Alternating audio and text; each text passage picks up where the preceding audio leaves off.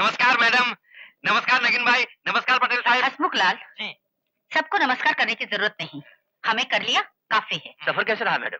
Botham company से हमारी deal हो गई है। एक्सेलेंट। आप गई थी वो तो होना ही था। बलवंत, यहाँ सब ठीक चल रहा है ना? जी मैडम, बिल्कुल ठीक चल रहा है। बस वो अपने टी गार्डन्स और कॉफी प्लांटेशंस के वर्कर्स बोनस के लिए कुछ गड़बड़ कर रहे हैं। और मैं सिर्फ आपकी एस्टेट का जनरल मैनेजर ही नहीं, आपका भतीजा भी हूँ। मैं मानने वाला थोड़ा ही हूँ। आप तो मेरा नेचर जानती हैं। बलवंत, हर साल हमें करोड़ों का मुनाफा होता है, उसका एक हिस्सा हमारे वर्कर्स को भी मिलना चाहिए। वो तो ठीक है मैडम, मगर अब इस टॉपिक पर बात नहीं होगी। जी।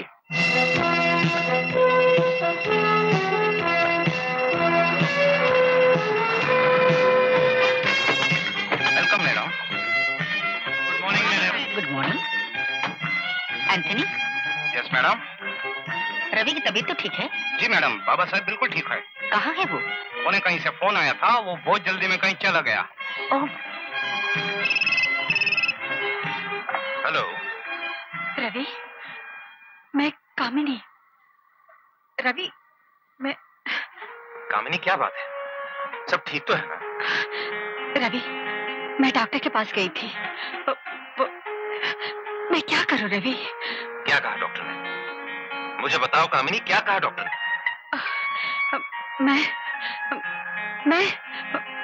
मैं माँ बनने वाली हूँ। क्या? कामिनी, तुम बिल्कुल परेशान मत हो। मैं अभी इसी वक्त आ रहा हूँ। हमारी शादी आज ही होगी, फिर जो होगा देखा जाएगा। लेकिन तुम्हारी माँ, उन्हें तो... मम्मी यहाँ नहीं है, लेकिन मैं बाद में उन्हें सब कुछ समझा दूंगा। सबसे जरूरी यह है कि आज ही हमारी शादी हो जानी चाहिए। मैं आ रहा हूँ, डोंट वरी।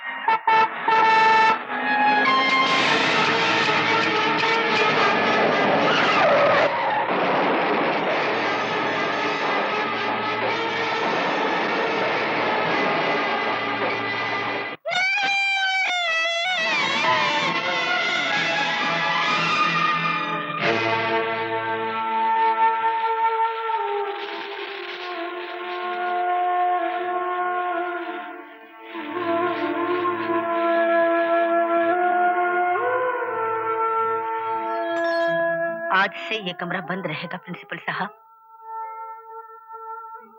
रवि का सारा सामान जैसा है हमेशा वैसा ही रहेगा। कभी वो बहुत याद आएगा तो मैं इस कमरे को देख लिया करूंगी। स्टूडेंट्स तो जिंदगी में कितने आए गए, लेकिन रवि मेरा फेवरेट स्टूडेंट था। बचपन से हर चीज में होशियार, पढ़ाई, स्पोर्ट्स। बड़े होकर शिकार का शौक हुआ तो उसमें भी। और ये देखिए, स्केचेस कितने अच्छे बनाता था। प्रिंसिपल साहब, एक दिन मैंने रवि से पूछा कि बेटा, तुम सिर्फ ये चिड़ियों के ही स्केच क्यों बनाते हो? तो कहने लगा कि मम्मी, तुम तो जानती। Yes Anthony. मैडम, कोई लड़की आपसे मिलने आई है। नाम? कामिनी। सच मानिए, मैं जो भी कह रही हूँ सच है। बकवास कर रही हो तुम। मैंने तुम्हारा नाम भी रवि के मुंह से कभी नहीं सुना। मगर हम दोनों एक दूसरे को बहुत दिनों से जानते थे। कोई सबूत है? जी नहीं। आइए प्रिंसिपल साहब, देखिए, ये है दुनिया। मेरा बेटा मर गया और लोग उसे भी कैश करना चाहते हैं। ये लड़की अभी अभी कह रही थी कि रवि के बच्चे की माँ बनने वाली है, मुझे ब्लैकमेल करने आई है। नहीं नहीं, मेरी ऐसी कोई नीयत नहीं है। मैं तो सिर्फ आपको... शट अप! तुम मुझको जानती नहीं हो। एक इशारे पर तुमको जेल भिजवा सकती हूँ, मगर अपने बेटे के नाम का तमाशा नहीं बनाना चाहती। बलवंत, इस लड़की को देख लो। आइंदा ये इस घर तो क्या, इस इलाके में दिखाई ना दे। देखिए, मैं आपसे... just get out from here. Kamini, मेरी बात सुनो। इस तरह रो रो के जान गंवाने से कुछ नहीं होगा। देखो कामिनी, तुम शांति की सहेली हो और मैं शांति का हस्बैंड हूँ। इस रिश्ते से अगर तुम मुझे कुछ कहने की इजाजत दो तो मैं कहूँ। कैसी बात करते हैं विनोद भैया? आप दोनों के सिवा मेरा है एक कौन? कहिए, क्या कहना चाहते हैं? शांति, कामिनी के लिए पानी। हाँ हाँ। कामिनी, भूल जाओ रवि की माँ ने तुमसे जो कुछ भी कहा। नहीं विनोद भैया, मुझे उनसे कोई शिकायत नहीं। जब उन्होंने मेरा नाम तक नहीं सुना था तो वो कैसे मान लेती कि मैं। विनोद, आया भाई साहब। विनोद, ये आजकल इस घर में क्या नाटक चल रहा है भाई? जी भाई साहब। तुम्हें ध्यान रखना चाहिए, हमारी जॉइंट फैमिली है। मेरी 2 जवान बेटियां हैं। कामनी जैसी लड़की इस घर में रहेगी तो मोहल्ले में 10 कहानियां बनेंगी। मेरी बेटियों की शादी नहीं हो पाएगी।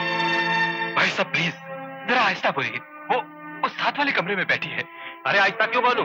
तो चोरी की है मैंने। तुम एक बात साफ सुन लो विनोद, अब वो लड़की इस घर में नहीं रह सकती। कामिनी, कामिनी। आइए प्रिंसिपल साहब। कहिए मैडम, कोई खास काम था? हाँ, आप संजय गुप्ता को जानते हैं? हेलो सर, कैसे हो बेटे? ओके। हाँ हाँ, मैं इसे अच्छी तरह जानता हूँ। कॉलेज में रवि के साथ था। पिछले दिनों से ये कनाडा में था, आज ही वापस आया है। इसे ये खत रवि ने लिखा था। प्रिंसिपल साहब, रवि ने इस खत में संजय को कामिनी के बारे में लिखा है। जिस लड़की को मैंने जलील करके इस घर से निकाल दिया था, वो जो कुछ भी कह रही थी सच ही कह रही थी। माय गॉड, अब क्या करना चाहिए? मैं चाहती हूँ आप जाइए, किसी भी तरह ढूंढिए और उसे वापस लाइए। प्रिंसिपल साहब, शादी के फेरे हुए या ना हुए, फिर भी वो मेरे लिए मेरी बहू है और उसकी औलाद मेरे रवि की वारिस।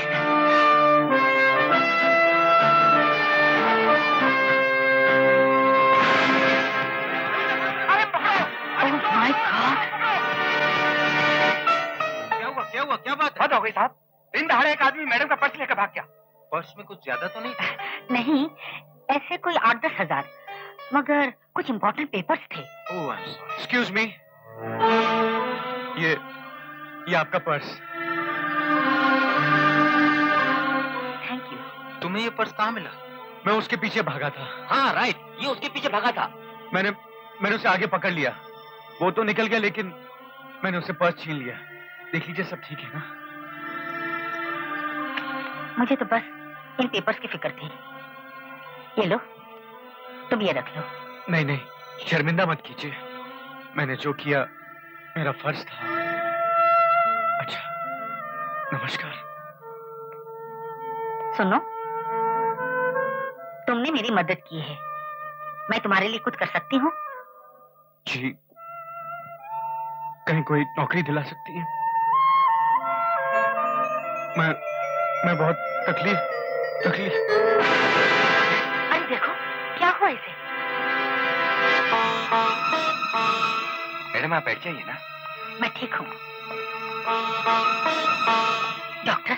चिंता की कोई बात नहीं है, इट्स ऑल राइट, अब होश में है। लेकिन वो बेहोश हो क्यों गया था? बेचारा कोई बेरोजगार नौजवान लगता है। स्टमक बिल्कुल खाली था। मेरे ख्याल से कम 2-3 दिन से उसने खाना ही नहीं खाया होगा, इसलिए बेहोश हो गया। कमाल है, 3 दिन भूखा रहने के बावजूद आपका नोटिस से भरा बैग वापस कर दिया। हाँ, मैडम तो बाद में इनाम भी दे रही थी, वो भी लेने से इनकार कर दिया। डॉक्टर, क्या मैं उस लड़के से मिल सकती हूँ? नहीं, लेटे रहो। मैं ठीक हूँ, बैठिए ना। आपने बेकार यहाँ आने की तकलीफ की। नहीं, तकलीफ कैसी? तुम कहाँ रहते हो? तुम्हारे घर वालों को इत्तला करनी हो तो? जी, मेरा कोई नहीं है। कोई नहीं? माँ तो मेरे जन्म के साथ ही इस दुनिया से।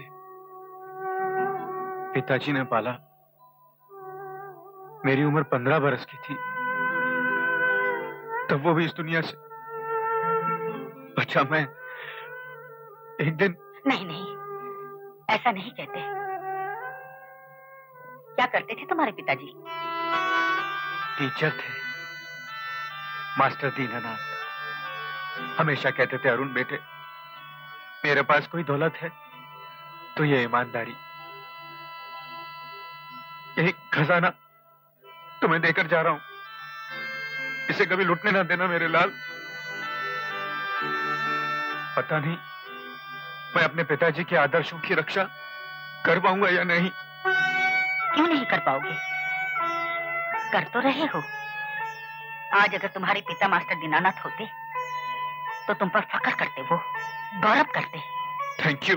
देखो, तुम्हें नौकरी की जरूरत है और मुझे तुम जैसे ईमानदार इंसान की। इसलिए समझो कि आज से तुम मेरे लिए काम कर रहे हो, मेरे साथ चल रहे हो।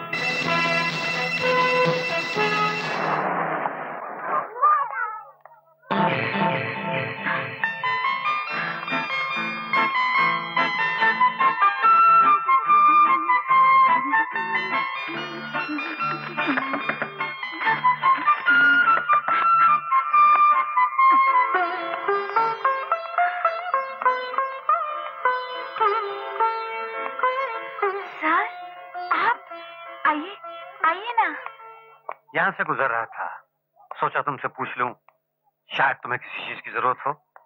आज के दौर में जब लोगों के दिलों से इंसानियत उठती जा रही है, आपने मेरा इतना ख्याल किया, यहाँ आने का कष्ट किया। अरे भाई, तुम हमारी स्कूल की टीचर हो, यहाँ नई हो, तुम्हारा ख्याल रखना हमारा फर्ज है।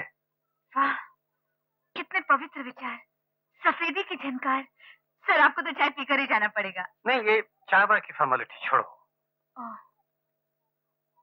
अच्छा ठीक है, लेकिन जल्दी करो। अब बैठे तो सर, मैं यूं गई और यूं आई।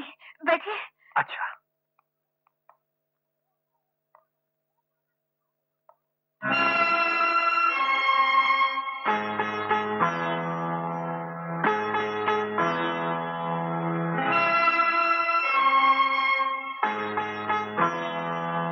समय तो एक परिंदा है सर, जो उड़ता ही रहता है, मगर आपको मानना पड़ेगा, मैंने ज्यादा देर नहीं लगाई।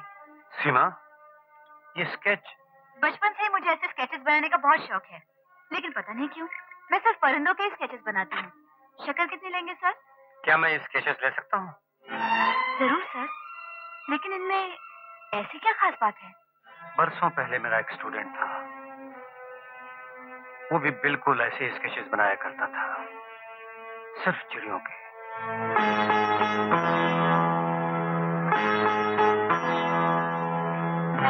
आप ठीक कह रहे हैं, बिल्कुल वैसे ही स्केचेस हैं जैसे रवि बनाता था। और कमाल ये है कि सीमा कह रही थी कि वो भी सिर्फ चिड़ियों के ही स्केचेस बनाती है। ये भी इत्तेफाक है। मैडम, मैंने तो उस इंटरव्यू के दिन, क्या नाम है उसका, उसके खिलाफ ही बोला था, मगर एक बात तो है, चेहरे से वो लड़की किसी अच्छे घराने की लगती है। किसी दिन यहाँ उसे ले आइएगा।